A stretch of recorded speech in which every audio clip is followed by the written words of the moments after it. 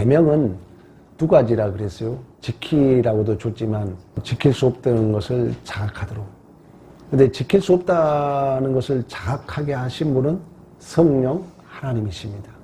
성령이 우리 안에서 조명해주고 자각해주고 개혁 돌아오게 합니다. 리폼드 역사를 이루죠. 지난주에 제5계명에 대해서 내 부모를 공경하라.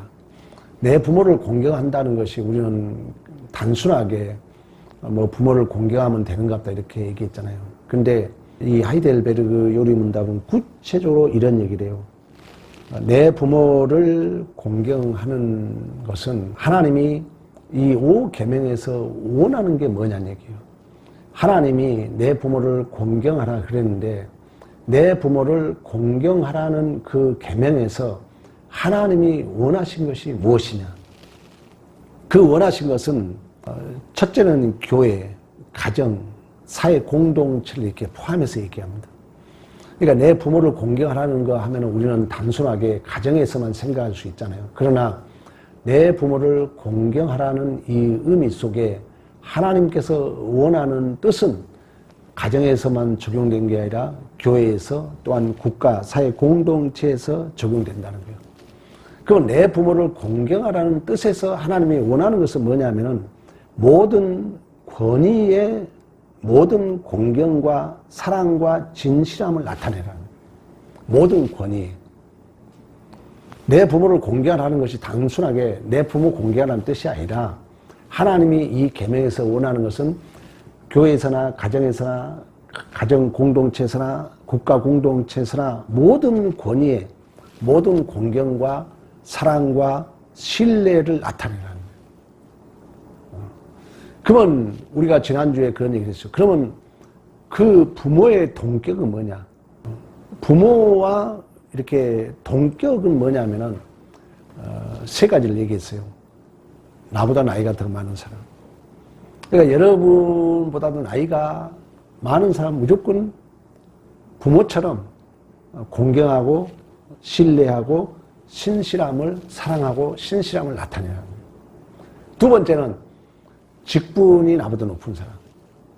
단순하게 가정에서 우리 아버지가 제일 권위가 높죠. 그러나 교회에서도 장로님, 권사님, 집사님 있는 것처럼 또 사회에 가면은 여러분 안에 대리, 과장, 부장, 사장 이런 직분이 있는 것처럼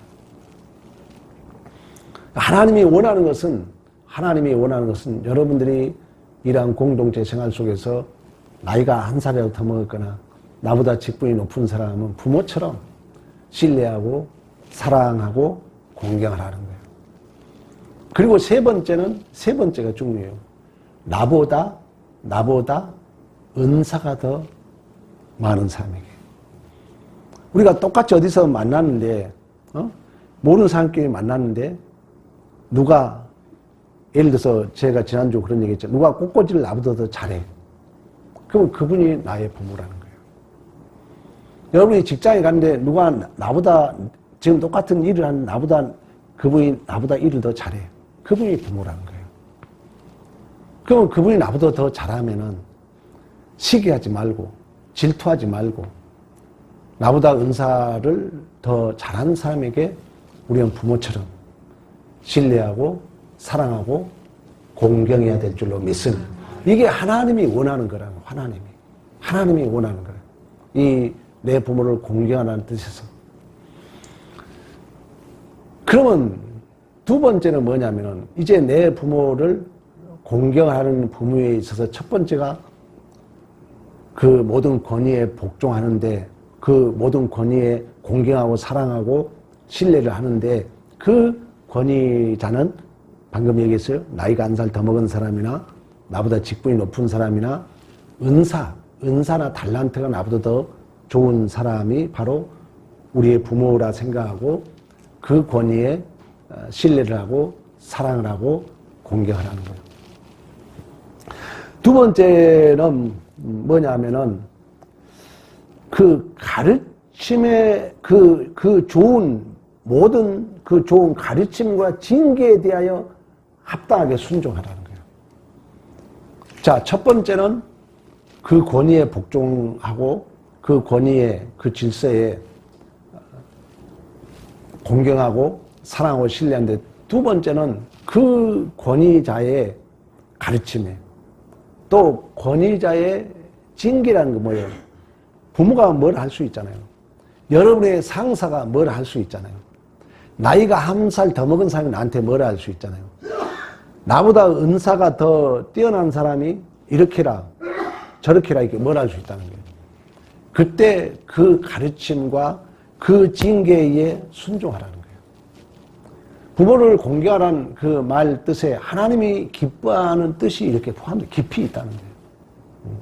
단순하게 내 부모만 공경하는 게 아니라, 나보다 나이가 1살이라도 더 먹었거나, 나보다 직분이 더 높거나, 나보다 더 은사가 더 뛰어난 사람 앞에 부모다 생각하고 내가 그 권위에 신뢰하고 사랑하고 공경하고, 두 번째는 그 가르침과 그분의 징계. 징계란 뭐라 했어요? 자식 만들기라는 거예요. 징계란 뜻이. 그래서 히브리서는 징계가 없는 자식은 사생아라고 말씀했던 것처럼. 그러니까 여러분, 하나님이 그걸 원한다는 거예요. 그래서 여러분들이 직장생활, 가정생활에 또 공동체 생활 속에 나보다 나이가 더 먹거나, 나보다 직분이 높거나, 나보다 은사가 더 뛰어난 사람 앞에 우리가 이렇게 행동하는 거예요. 공경하고 사랑하고 신뢰하고, 또 그분의 가르침에, 그분이 또 뭘 한다 해서 삐치지 말고, 또 서로 대적하지 말고, 우리는 순종하는 게 하나님이 원하는 내 부모를 공경하라는 뜻에 포함되어 있다는 거예요. 세 번째가 중요해요. 자, 내가 나보다 1살 더 먹고, 나보다 나이가 더 먹었고, 나보다 직분이 높고, 나보다 은사가 더 뛰어난 사람의 한계가 있다는 거예요. 쉽게 말하면 그 약점과 부족함이 있다는 거예요. 우리가 공동체 생활하다 보면 사람이 온전하지 못하니까 여러분보다도 나이가 1살 더 먹은 사람이 약점이 있고 부족할 수 있다는 거예요. 나보다 직분이 높은데 그분이 약점이 있고 부족함이 있을 수 있다는 거예요. 나보다 은사가 뛰어난데 그분이 약점이 있고 부족함이 있을 수 있다는 거예요. 그때 내 부모를 공경하라 속에 하나님이 원하는 것은 인내하라는 거예요. 인내란 뭐라 했어요? 인내를 원어적으로 해석해 보면 뭐냐면 못마땅해도 도망치지 않고 감당하는 거예요. 못마땅해도 도망치지 않고 그 현실을 감당하는 거예요. 내보다 나이가 더 먹은 사람이, 나보다 직분이 높은 사람이, 나보다 은사가 더 뛰어난 사람이 약점이 있고 부족하다 할지라도 인내하라는 얘기는 내 마음에 안 들어오죠. 내가 좀 못마땅해도 그 현실을 감당하라는 거예요. 그래서 성경은 뭐라 합니까? 로마서에 우리가 하나님 안에서, 예수 안에서 하나님과 화평을 누리고 즐거워하라고 그래요. 그러나 이뿐만 아니라 인내가 환난이 인내를, 인내가 연단을, 연단이 소망을 이룬다 그래요. 여기에 또 연단이라는 뜻은 뭐냐면은 원어를 해석해 보면 망치로 쇠를 다듬을 때 수천 번 두드린 것을 연단이라고 그래요. 그러니까 인내와 연단은 붙어있는 단어예요.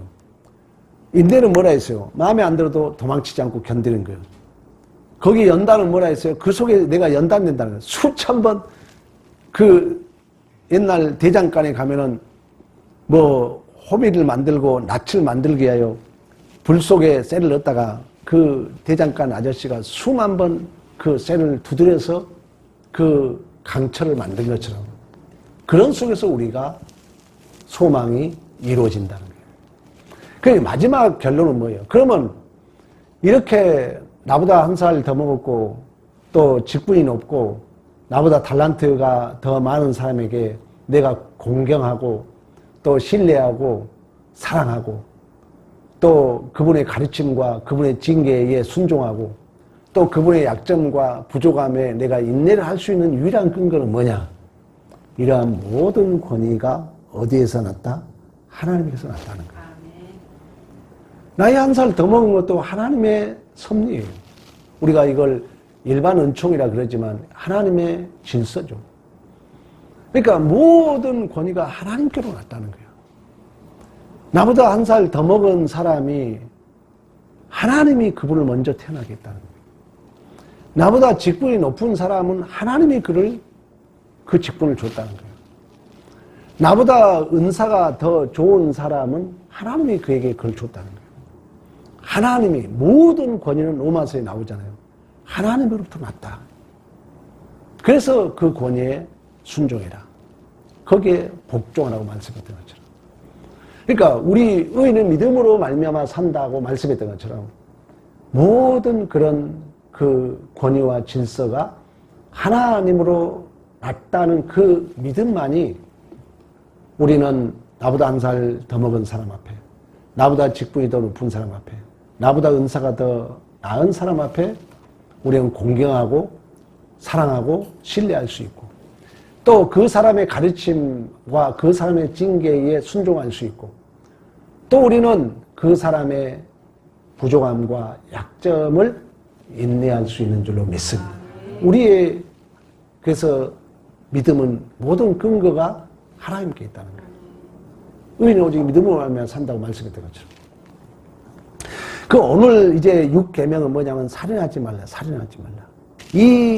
이 계명에서, 이 6계명에서 하나님이 원하신 것은 무엇인가? 이걸 지금 묻고 있는 것입니다. 다시 말하면 이웃의 이 살인하지 말라는 것은 단순하게 사람을 죽이고 살리는 문제가 아니에요. 여기는 뭘 하냐면 이웃의 명예를 훼손하지 말라는 거예요. 그 사람의 한 인격체로서 그 명예를 훼손하지 말라고 그래요. 쉽게 말하면. 그분이 가지는 그 이름, 살인하지 말라는 말이 단순하게 사람을 죽이고 살리는 그 문제가 아니라는 거예요. 그 사람을 우리는 잘못하면 인격적 살인이라고 그러잖아요. 뭐 비방하거나 또 모함하거나. 어쨌든 이걸 통틀어서 이 아이들은 뭐라 하냐면은 그 이웃의 명예를 훼손하지 말라는 거예요. 그리고 그 사람의 명예라는 그 사람이 고유에 갖는 그 존재를 얘기하죠. 그 명예를 훼손하거나 미워하거나 해치거나 죽이지 말라는. 성경에는 미워하는 것도 살인이라고 말씀하고 있는 것처럼. 그러니까 이 6계명에서 살인하지 말라는 그 계명 속에 하나님이 원하는 것은 그러라는 거예요. 절대 이웃을 미워하지 말아라. 그 이웃의 명예를 해치지 말아라. 그 이웃의 명예를 죽이지 말아라. 이게 바로 살인하지 말라는 속에 하나님이 원하는 뜻이 포함되어 있다는 거예요. 단순하게 사람을 죽이고 살리는 문제가 아니라는 것입니다. 그리고 단순하게 그 사람의 명예를 훼손하거나 미워하거나 해치지 않는 것뿐만 아니라 내 생각도. 그러니까 여러분들이 누구를 미워하고 싶고 누구를 해치고 싶고 누구를 비방하고 싶은 생각이 들어오면은 사탄아 물러가라 해야 된다는 거예요. 그것도 살인하지 말라에 포함되어 있다는 거예요. 그래서 구체적으로 이 요리 문답은 뭐라 하냐면은 생각도 하지 말라는 거예요. 생각. 남을 미워하고자 하는 생각도 하지 말라는 거예요. 그건 생각이 올 때 우리의 행동으로 나타나니까. 그러면서 또 뭐라 하면 말을 하지 말아라. 구체적으로 생각을 하지 말고, 특히 우리는 이제 말이죠. 언어. 어제 수요일 날 우리 강사님이 천국에 갈 수 있는 사람, 지옥에 갈 수 있는 사람, 이렇게 구체적으로 정리해 왔는데 거기에 언어에 대한 얘기를 하더라고. 야고보는 말에 온전한 자가 온전한 자가 그랬어요. 사람은 무엇을 인식하게 되면은, 뭘 인식하게 되면 세 가지로 표현된다 했잖아요. 무엇을 인식하게 되면 우리의 기억이 동원돼요. 기억이 동원돼서 그걸 해석을 합니다. 자, 어떤 사건을 우리가 이렇게 딱 직면하게 되면은 내 안에 기억이 나도 모르는 사이에 우리의 심리 작용은 의식과 무의식이 있다 그랬잖아요. 벌써 나도 말을 안 하니까 다 벌써 잊어먹네. 이 무의식은 언어적 구조라 그랬어요. 언어적 장치라 그랬어요. 언어들이 내 안에 이렇게 구조적으로 장치로 숨겨져 있다는 거예요. 그게 무엇이 인식이 되면은 이러한 기억이 작동이 돼서 해석이 돼요. 그러면 해석이 되면은 우리는 세 가지로 표현한다 그랬어요. 그 첫째가 뭐냐면은 가장 많이 표현된 게 뭐겠어요? 말이라는 말. 그래서 우리의 언어가 중요해요. 인간은 언어적 동물이야 그랬잖아요. 그러니까 살해하지 말라는 것은 그 이웃의 명예를 해치거나 또 미워하거나 훼손하지 말라 그랬는데 단순하게 뭐 물리적으로 그러라는 것이 아니라 내 생각도 하지 말아라. 또 두 번째는 말로 하지 말아라. 세 번째는 몸짓으로 다시 말하면 행동으로 하지 말아라. 그러면서 또 하나의 첨부예요. 다른 사람을 시켜서 하지 말아라 그래요. 여기 구체적으로 그런 얘기를 해요. 그러니까 우리가 남의 단점을 보면은 이렇게 남에게 듣게 해서 한 편을 만들잖아요. 사탄의 괴계거든요. 그래가지고 자기가 못하니까 다른 사람을 시켜가지고 남의 명예를 훼손하거나 또 남의 명예를 미워하거나 해치게 하는 것도 살인하지 말라는 내용에 포함되어 있다는 거예요. 하나님의 뜻이 그런 뜻이 거기에 숨어 있다는 거예요. 우리가 나도 모르는 사이에 남에게 이렇게 말을 해가지고 같은 편을 만들고 내가 못한 말을 남들이 해주게 하는 그런 것도 살인하는 죄에 포함되어 있다는 거예요. 그러면서 또 한 가지는 뭐냐면은 복수심을 버리라는 거예요. 복수심을. 그러니까 제가 유다 배너 얘기 많이 하잖아요. 그 분노의 칼, 복수의 칼을 그 유다 그 배너 영화 알잖아요. 배너가 친구로부터 배신당하고 죽이려고 당했잖아요. 그러다가 예수를 바라봄으로 예수님께서 십자가에 죽으면서 뭐랍니까? 아버지, 저들이 저들의 죄를 알지 못하나이다. 저들 용서해 달라고 고백하면서 죽잖아요. 그때 배너가 뭐라냐면 그 말 한마디가. 그러니까 여러분 이 사건이 내 존재를 흔드는 거예요. 완전히 바꿔버린 거예요. 그 말 한마디가 내 마음에 칼을 빼앗아 갔도다. 이렇게 고백하고 배너가 끝나요. 오늘 오전에 여러분 많은 얘기를 했는데 방주의 창이 어디 있다 그랬어요? 위에 있다, 위에. 우리는 위로부터 은혜가 내려오고 우리 믿는 자도 오직 하늘을 쳐다봐야 된다. 스데반 집사가 돌에 맞아 죽으면서도 하나님 우편에 서신 예수를 바라보므로 그의 얼굴이 천사 같았다고 말씀하고 있는 것처럼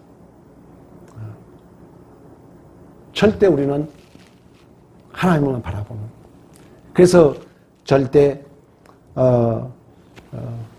복수심을 버려야 된다. 또 한 가지는 이 살인하지 말라는 얘기 속에는 또 하나 중요한 게 뭐냐면은 자기 자신을 해쳐도 안 된다는 거예요. 우리가 남만 살인하는 게 아니라 내가 나를 살인할 수도 있다는 거예요. 이것도 죄라는 거예요. 여러분 자신을 해쳐도 안 되고 내 자신을 위험에 빠뜨려도 안 된다는 거예요. 그러니까 내 자신을 내가 관리해야 돼요. 어떤 의원 중에 우리가 내 자신을 내가 해칠 수 있거든요. 내 잘못을 인하여 여러분 자신이 낙심하게 만들고 또 내 자신이 아파하게 하고 이러지도 말라는 얘기예요. 살인하지 말라는 얘기는 단순하게 이웃을 죽이고 살리는 문제가 아니라 거기에는 내 자신도 포함되어 있다는 거예요. 그래서 여러분 자신의 몸뿐만 아니라 마음 관리도 내가 편안하게. 그래서 저는 뭐 큰 돈은 안 들지만 제가 비타민도 저기 사다 놓은 이유가 여러분이 나이가 먹을수록 과소비는 하지 않아야 되겠지만 이렇게 건강 관리를 해야 돼요. 하나님이 우리에게 주신 보존해야 돼요. 보존. 그래서 운동도 하고 식사도 규칙적으로 하시고 잠은 저는 그래요.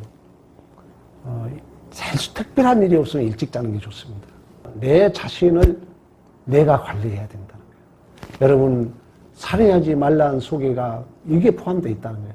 꼭 상대 이웃만을 한 게 아니라 내 자신도 내 몸과 마음 관리를 잘 해야 될 줄로 믿습니다. 그러면서 뭐라 하냐 하면은 이 살인하지 말라와 더불어서 우리가 이제 생명을 유지하기 위해서는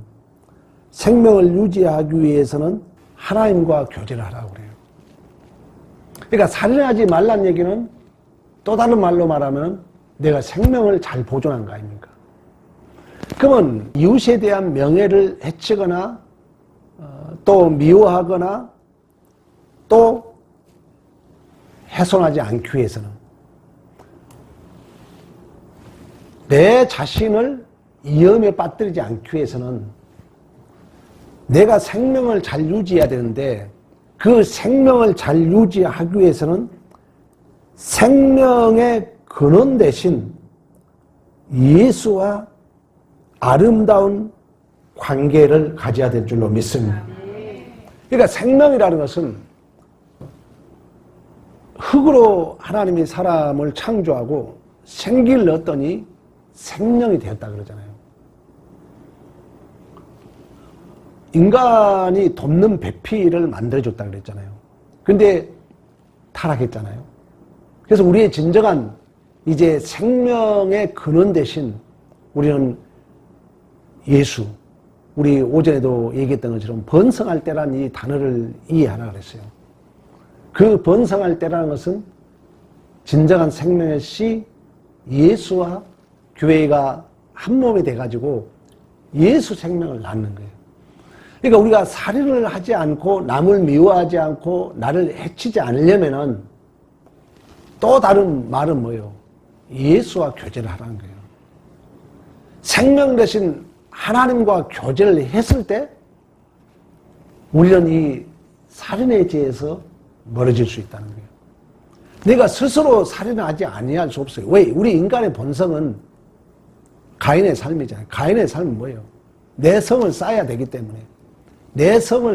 때문에 가인이 뭐라 했어요? 가인의 후손 라멕이 뭐라 했어요? 내 마음의 상처 아픔으로 사람을 죽이고 청년까지 죽였다 그러잖아요. 젊은 사람까지 죽였다는 거예요. 생명에 떠나 있으면 우리의 삶이 그렇다는 거예요. 그러면 살인하지 말란 얘기 속에 하나님이 우리에게 원하는 것은 단순하게 이웃의 명예를 해치지 말고 훼손하지 말고 미워하지 말고 다른 사람을 시켜서 하지도 말고 말과 행동으로도 하지 말고 내 자신도 위협에 빠뜨리지 말란 내용도 포함되어 있지만 남을 미워하지 않고 남의 명예를 해치지 않으려면 내가 생명의 교제를 해야 된다. 그래서 여러분들이 말씀을 듣고 예수 그리스도와 깊은 관계를 맺어야 될 줄로 믿습니다. 그러면 이 관계를 뭐라 하냐 하면은 하나님을 알고 믿는 거라 그래요. 그래서 여러분들이 교회 내에서 말씀을 듣고 하나님과 이런 교제를 하는 거예요.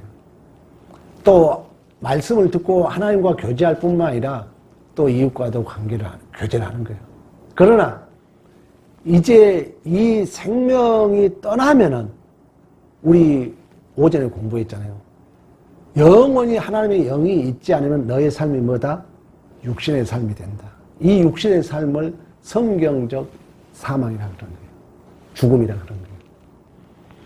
그러니까 단순하게 물리적인 살인하지 말라는 얘기도 있지만 우리가 영적 의미에서 말하면 이 생명에서 떠나면은 나도 죽을 뿐만 아니라 이웃도 죽는다는 거예요.